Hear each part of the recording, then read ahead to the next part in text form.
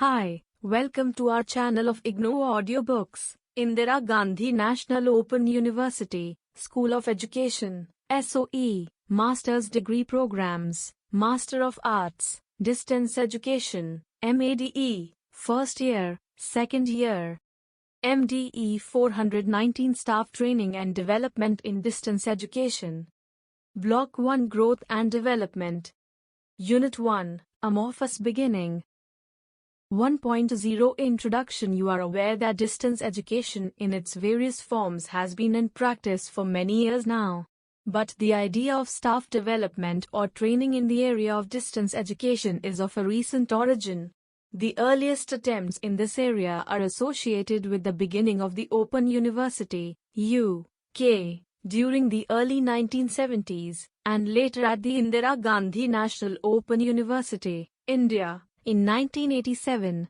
It should be of great interest to all of us to study the various schools of thought and the corresponding practices and areas of emphasis that have emerged during this short span of about 3 decades.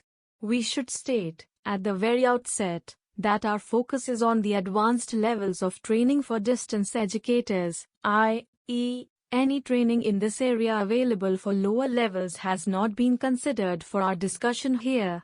1.1 Objectives. In this unit, we shall first present a brief outline of the trends in staff development for distance education during the 1970s. In the main, we shall present 6 cases of differing characters. It is quite instructive and interesting to study these cases for their variety and divergence in approaches. The purpose is to drive home the point that staff development programs differ according to the needs of the institutions which conduct the training programs.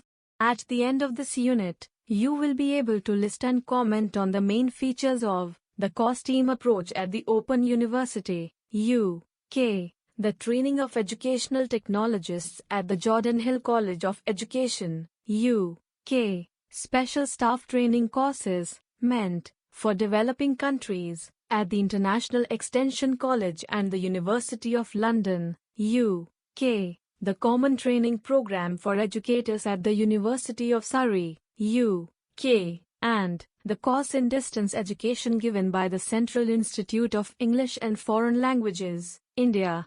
1.2 The course team approach. It is interesting to note that the Open University, UK, during its formative years did not recognize the need for systematic training for distance educators. They believed that the skills, knowledge and attitudes which go into the making of a distance educator can best be learnt on the job, and whatever additional skills need to be learnt can be picked up from manuals. 1.2.1 Philosophy of Staff Development for Distance Education at OUK. The philosophy of staff development for distance education at the OUK was mainly based on 2 assumptions: I, that distance educators must learn their skills on the job, and 2, that of all the tasks which make the process of distance education, the one that needs training is the task of course development. This philosophy is understandable as far as this Open University is concerned. Being the pioneers in the field of large-scale open distance education, they had no models to go by. They had to develop their own models, and for all practical purposes their own training models have stood them in good stead. 1.2.2 Teaching Materials, Credibility and Quality Questions. The first problem that the Open University faced was with that of credibility. The academia in particular and the public in general were skeptical about the success of the university. The university authorities took no time to realize that the main tool to fight this skepticism and establish their credibility was the quality of their teaching materials. The quality of education being imparted by the university could be judged both by the academics and the students, in terms of the quality of these materials. To operationalize this realization, a machinery had to be set up to produce high-quality materials, and this machinery came to be known as the course team. 1.2.3 A case for developing a course team besides the assumptions mentioned above. 1.2.1 The course team approach originated also from the belief that it was not advisable to leave the content, presentation and teaching of the Open University courses to the idiosyncrasies of individual teachers, as is the case with face-to-face teaching. nor could it be left to the whims of individual departments or schools within the university. There were two more reasons for course teams to come into being. 1. Interdisciplinary courses, which the university had decided to produce and give, could not be produced by individual academics or departments. There had to be some kind of cooperation among different departments and individuals from different disciplines.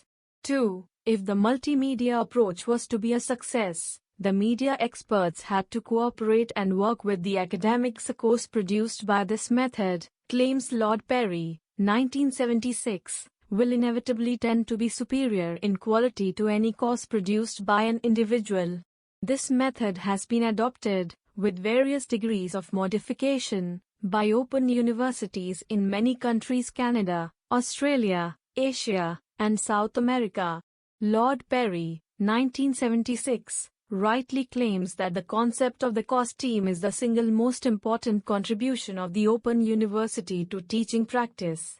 1.2.4 Constituents and responsibilities of the course team. A course team consists of a number of subject experts, an educational technologist, an editor, a BBC, British Broadcasting Corporation, producer, a course administrator and a staff tutors, a person who looks after the tutorial service in a region of the country.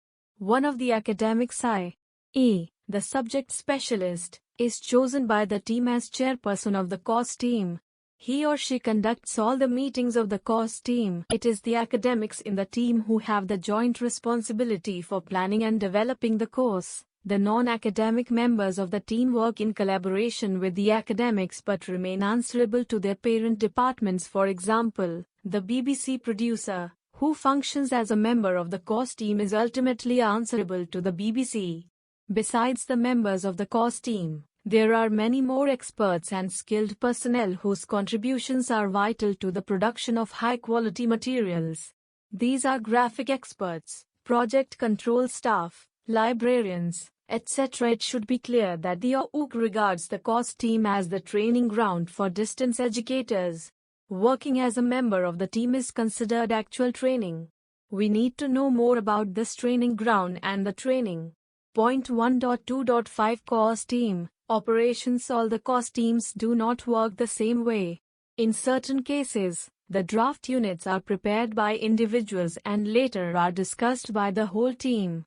The modifications and suggestions which come up during these discussions are incorporated in the text. The materials are then passed on to the materials production centers. Thus, though the basic work may have been done by an individual, the entire team is supposed to have produced the course. In other cases, the members of the team produce the draft units and circulate them among other members for comments. On the basis of the comments received, the unit writers revise the units. In such revisions, they may or may not take into account all the comments they receive. The ultimate responsibility for the quality of the units, however, is that of the writer himself/herself. 1.2.6 Problems of the course team approach. Functioning in a course team may not always be a smooth-going affair. Some of the reasons for these are as follows. Difficulty in getting the right kind of academics. To function successfully in a course team, an academic needs to have at least the following 5 attributes. A. Subject expertise. B. Writing skills. C. Teaching skills. D. Time consciousness. And E. Cost consciousness. It is not always possible to find academics with all these attributes. There are academics who cannot write well for the learner's purposes, others who find it impossible to work to deadlines, and a few others who are not cost conscious. There are reported cases which show how, with the approach of deadlines, members find it difficult to read and comment on their teammates' work. Unit drafts receive scant attention and, in many cases, even the meetings are not attended, with the result that in certain cases, only the course team chairperson remains to steer the course to the deadlines. In other cases, a distaste for criticism compels some academics to submit their unit drafts late in order to save themselves from the criticism of their colleagues, some of whom can be junior colleagues. In still worse situations, a course team member who finds himself/herself criticized repeatedly and unnecessarily, from his/her point of view, may withdraw from the team forever. Besides, there may be situations when, to reach consensus in the team becomes impossible or takes an unusually long time. 2. Clash of egos. It is not unusual for senior academics of a faculty to work as members of course teams which are chaired by junior members of staff, which is not a pleasant experience in all the cases, and is definitely counterproductive in certain cases. Lord Perry, 1976, however, was of the considered view that relative seniority of staff members was of no consequence as far as the chairpersonship was concerned. Chairpersons, he felt, should be appointed for their skills in management. But it is not as though academics with qualifications or skills in management are easily available. Thus, the work getting messed up under an unskilled chairperson may not be an unusual occurrence. However, ways and means should be found from time to time to overcome such difficulties. 3. Problems in integrating specializations. One of the obvious objectives of the course team is to effect integration across various specializations which the teams bring together. However, it is not possible to achieve this objective completely. In the first place, some specializations are so different from the training and experience of the team members that they cannot even think of taking up work roles under those specializations. For example, a professor in chemistry may find it difficult to see eye to eye with a video producer. Secondly, it is not unusual for specialists of various types to guard their specialization to the extent of not allowing others in the team even to think of contributing within those specializations. 1.2.7 Learning from the experience of a course team. We can gain significant insights from the experience of course team approaches practiced at the SOE.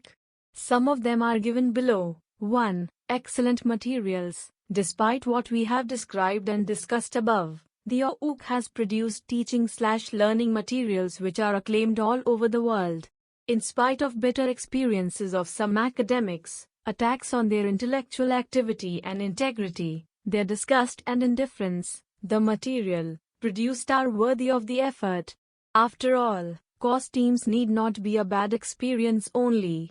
It should always be possible to find a few people in course teams who bear the brunt of preparing the courses. These are the people whose personal qualities suit this kind of work environment. They may find the course team a suitable situation in which they can exploit their qualities to the maximum. 2. Good, but selective training. Though one cannot deny the fact that course teams produce high-quality materials, the very course teams cannot be considered training grounds for distance educators. At best, they are training grounds only selectively, i.e., only a few people who by virtue of their personal qualities or influences of education fit into the system of course teams and the course team culture. Only these may actually get trained in such teams. Besides, such training shall take a long time for completion. 3. Expensive and time-consuming. Even those who succeed as the members of course teams, and thus become trained distance educators, do so very slowly and at a very high cost. It is a widely accepted fact that materials produced by the course team approach are very expensive. That producing distance educators through this approach must be expensive too is no exaggeration. 4. Writing courses alone will not make us distance educators. Training on the job, as a member of a course team, does not impart all the skills and the knowledge required by a distance educator, or a person engaged in distance education. Distance education is much more than the preparation and development of teaching/learning materials. 1.3 Training educational technologists. Here, we shall discuss a training course which, though relevant to the practice of distance education, did not originate as a course on distance education, or if it did, it could not be comprehensive, as distance education was not thought to be a discipline those days. In fact, as you know, the term Distance education was recognized officially in 1982 at the 12th World Conference of the International Council for Correspondence Education, since called International Council for Distance Education, at Vancouver, Canada. The course we are referring to was introduced in 1975 and is called the CNAA Postgraduate Diploma in Educational Technology, given by Jordan Hill College of Education, JCE, Glasgow, UK. CNAA is an abbreviation for Council for National Academic Awards. The course was started in response to demands from all levels of education in Scotland and the other parts of the UK for trained staff, often referred to as educational technologists, who combine skills of instructional design, skill of resource organization and experience in the production of learning materials. Components of the course. The course comprises three broad categories described briefly as follows. 1. Theoretical studies, i.e., concepts of educational technology, towards science of learning and communication, curriculum study and the systems approach. 2. Management studies, i.e., management of staff, production facilities, copyright and contract, etc. 3. Production skills, i.e., graphics, printing, tape recording, TV production, computer-assisted learning, etc. Target groups. It is a 2-year part-time course and links home and college-based study with enough scope for students to evolve approaches appropriate to their own personal and institutional needs. It may be taken by teachers working at the nursery or preschool stages, primary and secondary school teachers, and lecturers in further education colleges, etc. The program is country-specific, i.e., meant for teachers in the United Kingdom. 1.4 Training distance educators for developing countries. A 4-month course on distance teaching given by the International Extension College, IEC, and the Department of International and Comparative Education of the University of London, Institute of Education, London, was introduced in its earliest form in 1977. Age groups. The course is meant for the developing countries and caters to the needs of those who are currently working or intend to work in distance education institutions such as open universities, directorates/units of correspondence courses, and agricultural or health extension services. Objectives. The objectives of the course are to enable the students to determine whether or not distance teaching is appropriate to their countries, to make informed choices between different methods of distance teaching, to work out administrative arrangements for distance teaching, and to write, edit, revise and maintain distance teaching materials. Course content. The course content includes themes like characteristics of distance education, print, broadcasting, and face-to-face tuition, integrated courses for effective learning, course design and editing, organization and management of distance teaching materials. The overall emphasis is on practical work rather than theory. Thus, the academic work is divided into various activities. 1. 3 intensive workshops on A. Planning and administration. B. Planning, writing and producing printed materials. C. Writing and producing radio programs. 2. Individual written projects on themes pertaining to distance education, of the trainee's choice. 3. Case studies to be presented, seminars to be participated, and studies of distance teaching institutes in the UK. Are the programs discussed in 1.3 and 1.4 adequate to train distance educators? Evidently, either of the above courses, the one given by the Jordan Hill College and the other by International Extension College, is relevant to the needs of a distance educator. However, they do not point to professionalism in distance education. The CNAA diploma has been conceived as a course in educational technology and is supposed to be useful for teachers working at all the levels of instruction, preschool to the higher university levels of education. The second course we talked about is a course in distance teaching, both in content and intent. However, its character remains that of an extended workshop. Besides, a 4-month course cannot go beyond the purposes of orientation, as it does not give any idea of the entirety of distance education as a discipline or profession. We shall discuss this issue more elaborately in the following section. 1.5 Training educators from developing countries. The Institute of Educational Development, University of Surrey, UK, introduced a diploma program in the practice of higher education in October 1980, given through the distance mode. It was later developed to an MSc program. The program was meant for teachers of higher education from developing countries. It may appear odd to bring in such a course for discussion here, as our focus is distance education rather than higher education. But this difference in the key expression should not mislead us, as the theoretical basis of the program of this nature has a significant contribution to make in our discussions. 1.5.1 A Common Training Program. Elton, 1981, believes that education at the distance and education not at a distance, i.e., traditional face-to-face teaching, should not be thought of as wholly separate forms of education. He contends that the teachers in distance education should not be trained separately and differently from those who teach in face-to-face situations.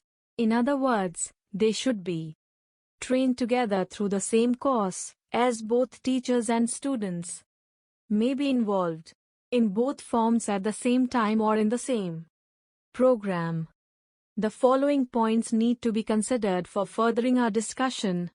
1. Elton, 1981, does not recommend training distance educators as distance educators. Instead, he recommends that teachers in general require a knowledge of educational principles and their application to practice, which goes far beyond matters which differ between on-campus and off-campus teaching. If teachers are to teach effectively in situations which are not wholly traditional, they have to be trained in the fundamentals of their profession. In other words, Elton's distance educator does not require any training different from that needed by an educator. By implication, it would appear, a training course for an educator has enough in its contents and intent to cover the elements which are required by distance educators, that is, the elements which differentiate distance education from education in general. But Elton does not seem to contribute to this view either. He thinks that the prospective distance educator needs the much required orientation to the demands of his/her new tasks. 2. Elton believes that in the training of any kind, trainees have previously passed through a training similar to that which they are now being trained for. That is, officers have at one time been cadets, supervisors have been subordinates, and teachers have been students. Thus, the trainee teacher knows what being a teacher means. He/she has seen teachers in action when he/she was a student, and also what being a student means. He/she had himself/herself been a student one time. 3. For Elton, academics working at higher levels of education need a training course in higher education, and those engaged in distance education too need the same course. However, they should take it using distance learning methods. By undergoing a training course using distance learning methodology, the trainee will experience distance learning methods at every stage.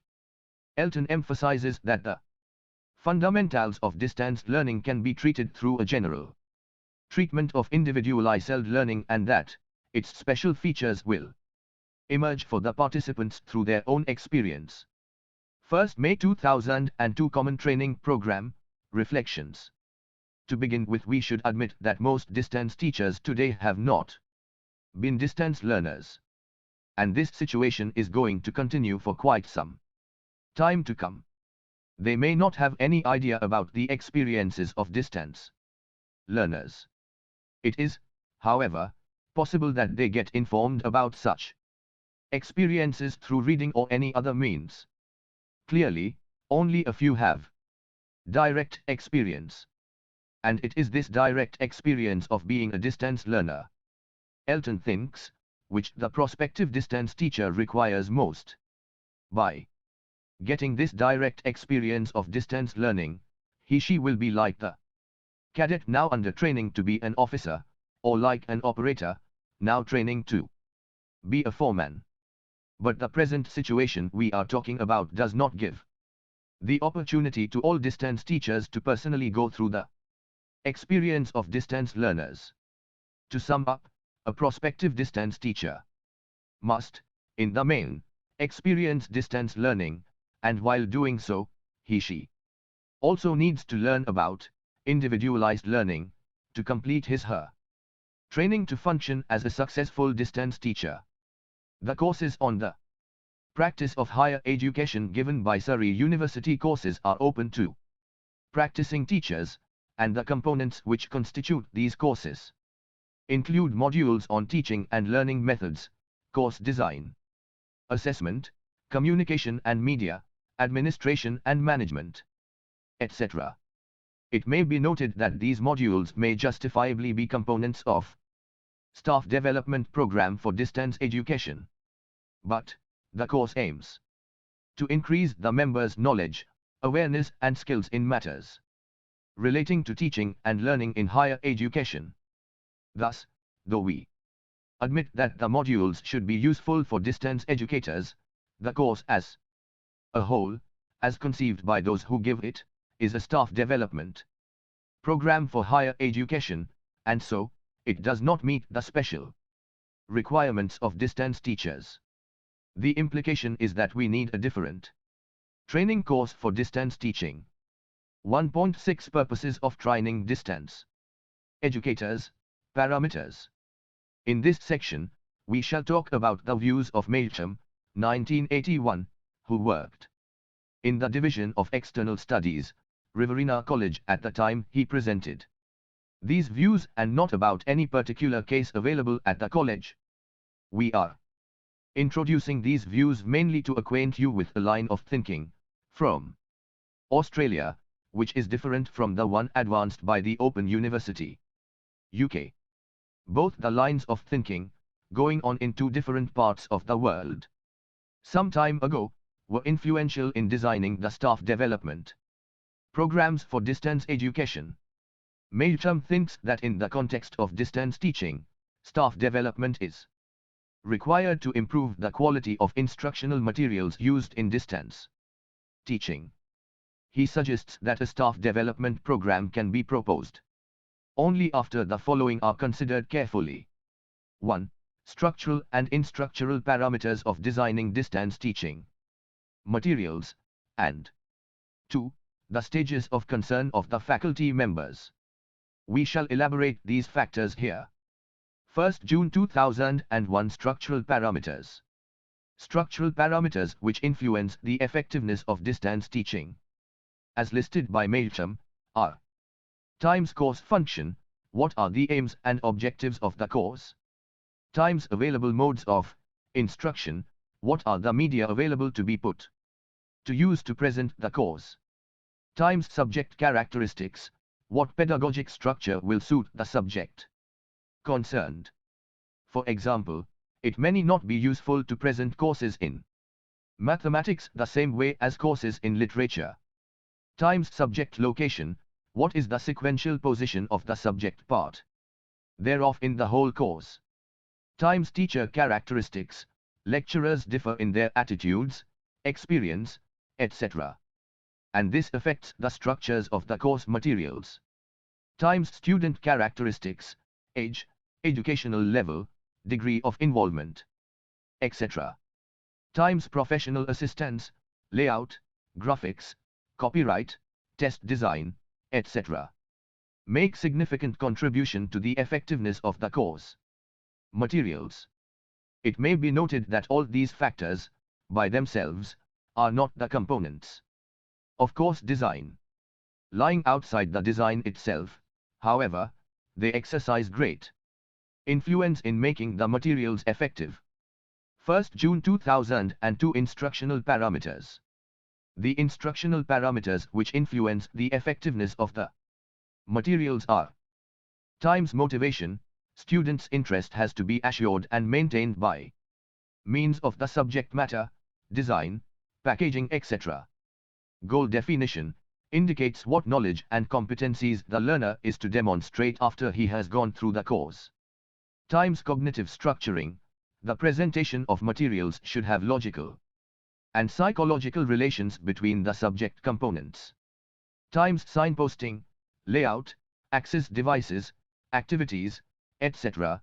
help the learner to be on the right track. Times activation, asking students to work on questions and various tasks is helpful.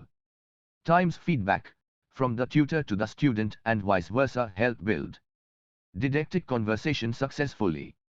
Times transfer and retention, learning may be said to have been achieved if the learner can retain what he/she has learned and apply his/her learning to new situations.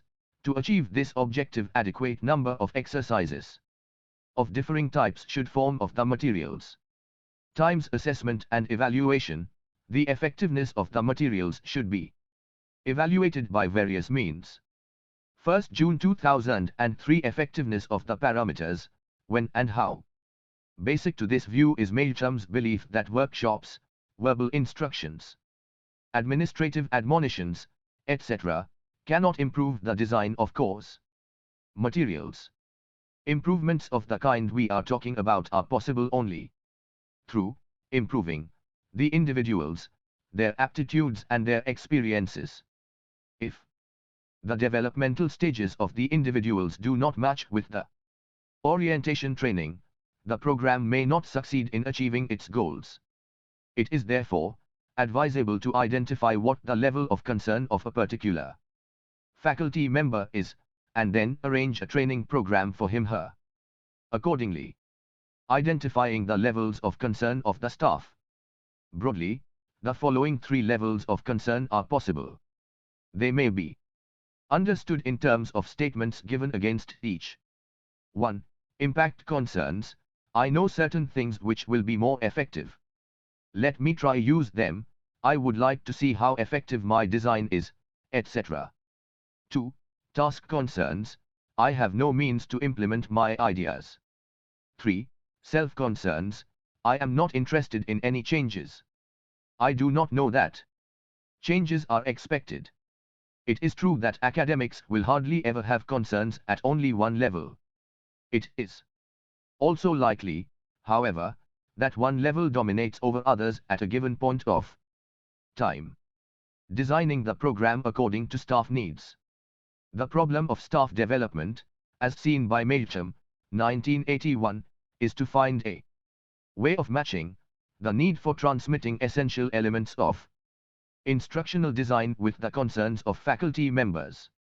The ideal solution is to look into the concerns of the individual academic and train him/her according to his/her needs, but more practical is to identify groups of academics with similar concerns and make them undergo a training program suitable for their level of concern. Meilcham suggests that structural and instructional parameters are linked with the higher level of concern, i.e., impact, concern and task concerns. In other words, talking of the importance of those parameters to the academic whose concerns are at the self level, will have no influence on them.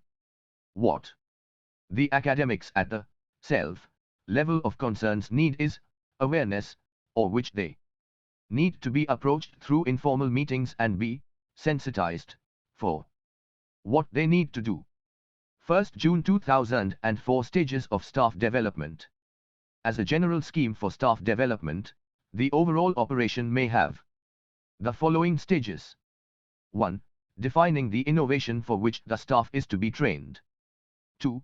Identifying the concerns of the faculty members in relation to innovation. This may be done with the help of interviews, questionnaires, etc. 3. organizing the faculty members into different groups, according to their levels of concern. 4. Relating each group with the objective they should achieve, the strategy that needs to be used to achieve that objective and what the trainers should focus their activities on. 5. Preparing the blueprint of the training program. 6. Implementing the program. Meilcham believes that the ultimate aim of staff development in distance education is to implement new concepts and procedures in order to help the users of the distance education systems to adjust with innovations, the agents of distance education to be more helpful, and the system to be more responsive to the changing needs. Meilcham rightly believes that the program outline given above does not solve all the issues involved in staff development for distance education. However, he thinks that the outline is an attempt to bridge the gap between the actions required to bring about an improvement in instructional design and the competencies and concerns of essential participants. Obviously, like the OUUK approach, Meilcham's focus too is on the instructional material. But the strategies adopted by both to train course writers are different. The course team approach of the Open University assumes that any sound academic may join the team and learn the job, whereas Meilcham's strategy suggests that the personnel to write self-instructional materials should be identified and the training programs be designed according to the needs of the individual members. We also know that distance education is much more than instructional materials.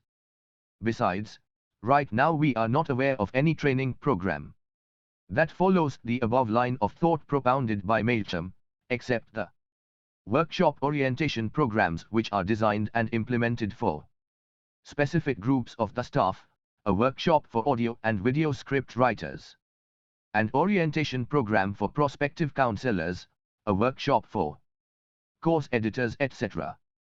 1.7 A course on distance education. The course introduced in India in 1980 is just one among many which constitute the components of a teacher training program at the Central Institute of English and Foreign Languages, India. The following themes constitute the course: distance education, distance education, concept and philosophy, socio-economic relevance of distance education, characteristics of self-instructional materials, assignments, etc., student support services, etc., practicals, analysis of self-instructional materials, assessment of assignments, etc. The focus of this course is essentially on two-way didactic communication. Though certain themes are considered to be relevant, it cannot be considered a full-fledged professional course in distance education. That is why it has been treated as part of a general training program for the teachers of English language in India. 1.8 Let us sum up. Let us briefly state what we have presented in the previous sections and see why we made the selection of cases the way we did. In the first place, of the 6 cases we have discussed, 4 belong to the UK. That is understandable as the pioneering work on open distance education began most visibly with the Open University, UK. Consequently, before anywhere else, it was in Britain that the need for staff development for distance education was felt and attended to. The OUUK developed its philosophy and methodology of training the staff, obviously, somewhere around 1969 when the university started functioning. Jordan Hill College introduced its training course in 1975, and the International Extension College in 1977, followed by the course introduced by Surrey University in 1980. The complexion, intent and philosophy of no two of these are in agreement. This too is understandable, as the resource institutes had differing perceptions of what they wanted to do and for what purpose. The OUUK had its own staff in mind, Jordan Hill College had the whole country in its mind, whereas the International Extension College and the Surrey University had the developing countries in their minds when the courses were developed. Secondly, we noticed that the views and or courses mentioned under sections 1.5, 1.6, 1.7 of this unit appeared almost simultaneously in or around 1980. 1981 all three views, i.e. those from Surrey University, through Elton, from Riverina College, through Melcham, and from the Central Institute of English and Foreign Languages, India, through Cool, were presented at the same symposium on distance education Penang, Malaysia, in 1981. What is significant in this coincidence is that, to our best knowledge, it was for the first time that distance education practitioners from three different parts of the world emphatically articulated their concerns regarding the issue of staff development for distance education at an international symposium. When Elton had raised the question of staff development for distance education in a similar symposium in 1979, it was treated as incomprehension, Elton 1981, however, by 1985, the people concerned with distance education had realized that the issue was relevant for the development of distance education. At the 13th World Conference of the International Council for Distance Education held at Melbourne in 1985, this theme was given the status of a special interest group within the program of the conference. But the coincidence ends there, since the three views presented focused on three different issues. Like the other three courses introduced in Britain, touched upon above, these three too did not suggest any explicit steps towards the convergence of views in the field of staff development for distance education. Looked at in this light, though the 70s owed appreciable effort to bring in programs for staff development, the approaches and implementation strategies were amorphous in character, as no two institutions, courses or thinkers seem to show agreement on the essentials. However, it should be admitted that promising beginnings were made, notwithstanding the fact that they were amorphous in character. It was during the early 80s that a convergence of views in this regard started emerging, and it took recognizable shape by 1985. It is during this period that the workers in this field started articulating their concerns in favor of some kind of professional approach to staff development for distance education. At present, as usual, initial articulations, besides being feeble, could not be comprehensive, nor could they be free from controversies. But that is a different theme, and we shall take it up in the next unit. Thank you. Subscribe to our channel for more updates, and we will see you with the next chapter.